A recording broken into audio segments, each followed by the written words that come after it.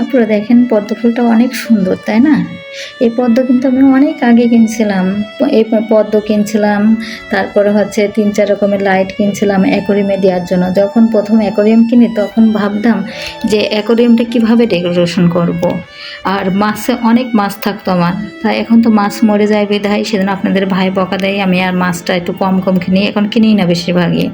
আর এই মানে পদ্মটাও আমার উঠানো ছিল, মানে মনেই ছিল না। তা কালকে একটা কী যেন বের করতে যে হঠাৎ করে বের হয়ে আসছে। তা আমার মেয়ে দেখি রাত্রে আবার জাল মানে এটা লাইটটা দিয়েছে, তা দেখতে খুব ভালো লাগছিল। তা ভাবলাম যে একটু ভিডিও করে আপনাদের সাথে একটু শেয়ার করি।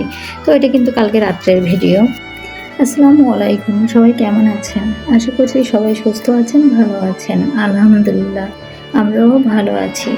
আরও একটি নতুন ভিডিও দেখার জন্য আপনাদের সবাইকে আমন্ত্রণ জানাচ্ছি। আশা করছি আজকের ভিডিওটি আপনাদের কাছে ভালো লাগবে। এই যে আমি টেবিলের ভিডিওটা করছি, ভাববেন না যে আপনারা যে আপনাদের দেখানোর জন্য ভিডিও করছে, আসলে তা না। এই ভিডিওটা করছি আমার এক ভাবি, মানে পাশে ছিল, পাশের ফ্ল্যাটে। ওই ভাবির অনেক দিনতে ধরে শখ আমার এই টেবিলের মতো টেবিল বানাবে। যখন এখানে আমাদের পাশের ফ্ল্যাটে ছিল তখনই মানে উনি তুলে নিয়ে গেছিলো, ওনারও পছন্দ, ওনার আপারও পছন্দ। তো তখন বলছিল যে ভাবি, যখন আমি হচ্ছে নিজের বাড়িতে উঠবো তখন আমি এরকমভাবে একটা টেবিল বানাবো, কারণ এখানে তো আর হচ্ছে রাখা জায়গা নেই, এই জন্য। তো ওনারা একটা বাড়ি করছে। আর এই টেবিলটা হচ্ছে আমার মানে আজ 2 দিন ধরে বলছে যে ভাবি একটু ছবি দেন, একটু ভিডিও করে, মানে একটু ভিডিও করে পাঠান। তো আমি ব্যস্ত থাকি, তো এই জন্য আমার আর মনে থাকে না ওই সময়টা ভিডিও, মানে ফোনে কথা বলে আমার আর বাসায় এসে মনে থাকে না।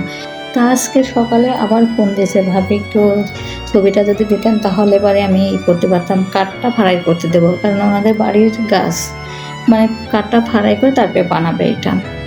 তো আমি এবার তখনই হচ্ছে সকালে নাস্তা করলাম, করার পরে কিছুক্ষণ একটু বসে থাকে, তারপরে হচ্ছে ভিডিওটা করে ভাবলাম যে এখানে দিয়ে দিই, কারণ আর মনে থাকবে না রান্না করতে চলে গেলে পরে। তো আমি খাওয়া দাওয়া করে টোরে নিয়ে তারপরে হচ্ছে যে টেবিলটা হচ্ছে ডিটেলসে পুরো, মানে যেভাবে আমার ভিডিওটা করে দিতে বলেছে সেভাবে করেই দিচ্ছি। কারণ হচ্ছে না হলে ডিটেলসে যদি না জানাই তাদের দেখায় তাহলে তো সে বুঝতে পারবে না। তো আমার এই ফুলটা ছিল মাঝখানে, আমি ফুলটাও হচ্ছে সাইডে সরাই নিয়ে গেছি, নিয়ে যাই তারপরে হচ্ছে যে ভিডিও করে দিলাম টেবিলটা, চেয়ারটার ভিডিও করে দিলাম। আর এই চেয়ার টেবিল কিন্তু আমার সেগুন কাঠের। আর আমি কিন্তু এখানে হচ্ছে কালার করা নেই, আমার বার্নিশও করা নেই বা এমনি কোনো কালারও করা নেই। এটা কিন্তু কাঠ কালার একদম এমনই আছে, আমি কোনো কালার করিনি এটা। আর ইচ্ছা আছে করব, আর কিছুদিন যাক। আমার এটা হচ্ছে 9 বছর হয়ে গেছে, কিন্তু এখনো পর্যন্ত মাশাআল্লাহ এখনো সুন্দর আছে। কাদের কাদের এই টেবিলটা, চেয়ারটা পছন্দ হয়েছে একটু কমেন্ট করে জানেন যে কাদের ভালো লাগছে, আর আমার টেবিল চেয়ারটা ভালো হয়েছে কিনা। তারপর যাই হোক ওটা ছবিটা হচ্ছে এই করে নিয়ে ওনার পাঠিয়ে দিলাম। পাঠানোর পরে আমি হচ্ছে দুপুরে রান্না করার জন্য আবার রান্নাঘরে চলে আসছি। এইখানে হচ্ছে আমি এই যে পটল, চিংড়ি মাছ আর হচ্ছে আলু দিয়ে চচ্চড়ি করবো এটা। তো আমি মাছগুলো তো আগে বেছে নিয়েছি ভালো করে। আর এইখানে হচ্ছে ঝাল, পেঁয়াজ, পরিমাণ মতো লবণ, হলুদ, তেল দিয়ে, মানে যখন ঝাল পেঁয়াজটা একটু ভালো করে মাখালাম, একটু তরকারি নিলাম, নিয়ে তারপর তেল, হলুদ, লবণ দিয়ে ভালো করে মাখে। আর তরকারি শুনছি নাকি চচ্চড়ি যত মাখানো যায় ততই নাকি খুবই ভালো লাগে, স্বাদ লেগে। আমার দাদি মা আর আমার মায়ের মুখে শুনছি যত মাখানো যাবে ততই নাকি মানে স্বাদ লাগে। তা আমিও ভাবছি আমি এভাবেই করেই হচ্ছে। আর আমি অবশ্য তরকারি মাখাইতে গেলে এরকম করে দাদির কথা মনে পড়ে, মায়ের কথা মনে পড়ে শুধু। এই জন্য আমি এভাবে করেই রান্না করতে, মানে রান্নাটা করি বেশিরভাগ চচ্চড়ি যখন করি। তো আমি তো খুব ভালো করে মাখালাম, মাখানোর পরে এখানে হাতটা ধুয়ে পানি দিলাম, তো একটু বেশি একটু পানি দিয়েছি যতটুকু লাগবে। আর এখানে খালি আমি একটু রসুন বাটা দেবো, তাছাড়া আর কোনো কিছু বাটনা দিব না। তো আমি রসুন বাটনাটা দিয়েছি, দিয়ে একদম শুকনা করে ফেললাম। শুকনা করে নিয়ে আমি আবার হচ্ছে চারপাশে হচ্ছে তরকারিটা একটু ছিটাই দিচ্ছি যাতে একটু পাতলা পাতলা করে, আর নিচে যদি একটু পোড়া পোড়া মতো হয়, আমরা তো খুবই পছন্দ করি এই তরকারিটা, একটু পোড়া পোড়া মতো সেন্ট হয় এই জন্য। তা আমি যখনই দেখবেন যে অন্য ভিডিওটাও হয়তো বা, কারণ আমি যখনই মানে চচ্চড়িকে তখনই কিন্তু হচ্ছে আমি একদম লাল লাল করে এরকম করে ফেলি একদম। এরকমভাবে আপনারা একটু ট্রাই করে দেখেন এই চচ্চড়িটা, আর রসুন বাটনা দিয়ে খালি দেখেন খাইতেই মজা লাগবে আর খাইতে ইচ্ছাই করবে। এভাবে একবার রান্না করে দেখেন। আর আমি কিন্তু আজকে হচ্ছে চিংড়ি মাছের তরকারি রান্না করব শুধু। এইখানে আবার একটু বড় সাইজের চিংড়িগুলো একটু বেছে নিয়েছি, নিয়ে এখানে হচ্ছে যে ভালো করে হচ্ছে এর ভিতরে কিন্তু একটা ময়লা থাকে, সেই ময়লাটাও আমি হচ্ছে পরিষ্কার করে ধুয়ে নিলাম ভালো করে, দিয়ে তেলের উপরে মাছগুলো দিয়ে একটু নেড়ে নিলাম, নেড়ে নিয়ে তারপর ঝাল পেঁয়াজগুলো দিয়ে একটু নাড়লাম, নাড়ার পরে একটু হলুদ লবণ এগুলো দিলাম, দেওয়ার পরে একটু পেঁয়াজ বাটা একটু রসুন বাটাও দিয়ে ভালো করে হচ্ছে একটু মশলাটা একটু কষিয়ে নিচ্ছি। নেওয়ার পরে এখানে একটু জিরার গুঁড়া একটু তারপরে হচ্ছে একটু ধনের গুঁড়া দেবো, দিয়ে একটু নেড়ে টেড়ে নিয়ে একটু মশলাটা কষানো পানি দিচ্ছি, দিয়ে একটু মশলাটা কষানোর পরে মানে একটু যখন তেলটা ফুটে যাবে তখন আমি হচ্ছে ঝিঙেটা দিব, দিয়ে এটা ভালো করে নাড়াচাড়া করে তারপর আমি কিন্তু এখানে হচ্ছে কষানো পানি দিব না, একবারে ঝোলের পানিটা দিয়ে দিব, দিয়ে হচ্ছে মানে কষানো ঝোলের পানি আমি একবারেই দেবো, দেওয়ার পরে যে পানিটা থাকবে আমি সেটুকুতে করবো। আর আমি এখানে মাছ কিন্তু অল্প দিয়েছি, কারণ আমার চিংড়ি মাছ আমি খাবো না, আমার দুটো মেয়ের একটাও খাবে না, আপনাদের ভাই শুধু চিংড়ি মাছটা খাবে এই জন্য, কারণ আমাদের প্রচুর অ্যালার্জির জন্য চিংড়ি মাছটা খাই কম, খাই না বলতে চলে।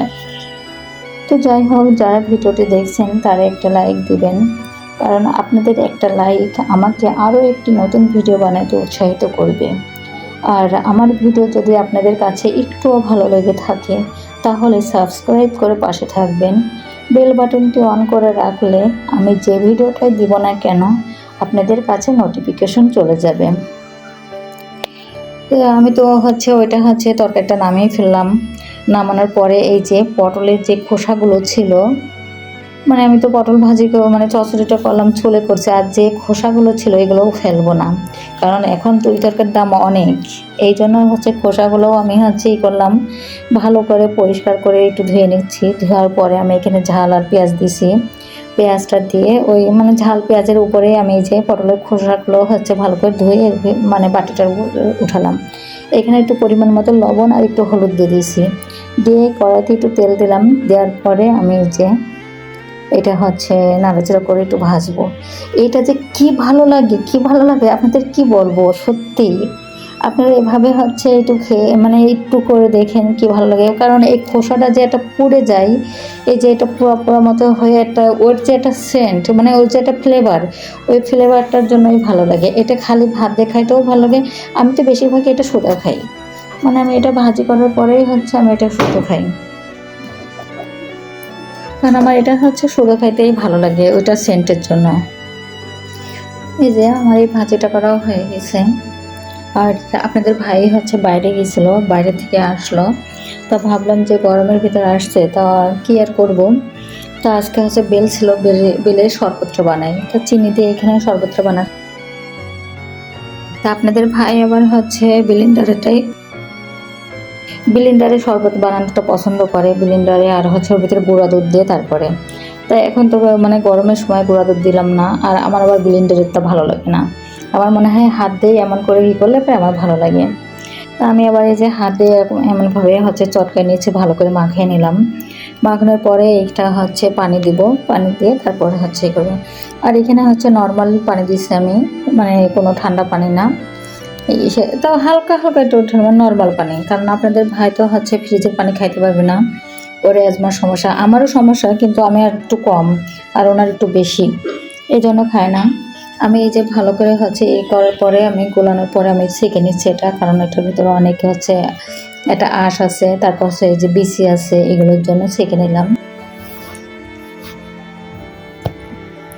এটা খুব ভালোভাবে এই যে আমি মানে এটার পরে জালিটার উপরে দিয়েও ভালো করে হচ্ছে একটু চটকে নিচ্ছি, নিয়ে ভালো করে হচ্ছে একটু মানে যাতে এর ভিতরে না থাকে এমনভাবে মানে একটু করে নিলাম, নিয়ে হচ্ছে এগুলো ফেলে দিব,